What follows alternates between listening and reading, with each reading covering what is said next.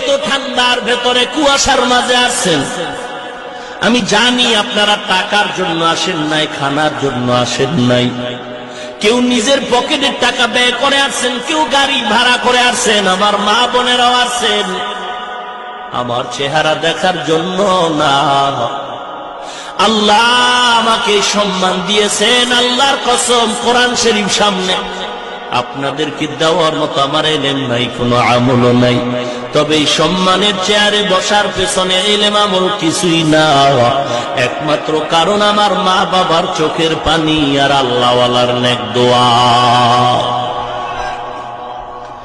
ও সন্তানের মা বাবা,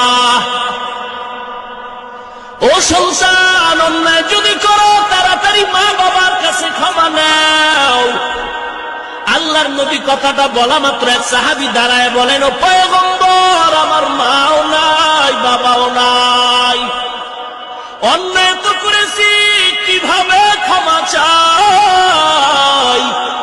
আল্লাহর নবী বলেন, যাও যাও, শুক্রবার কবরের কিনারায় গিয়া দরুদ সালাম পড়ো, সূরা ফাতিহা একবার পড়ো, 3 বার কুল হুয়াল্লাহ সূরা পড়ো, আলহাকুমুত তাকাসুর পড়ো, এরপরে দোয়াটা পড়ো, রব্বির হামহুমা কামা রব্বায়ানি সগীরা।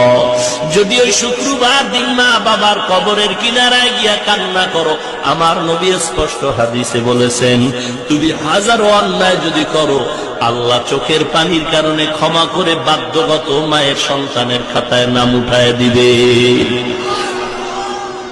কি দুঃখ, কি দুঃখ গো! আজ এই বাংলার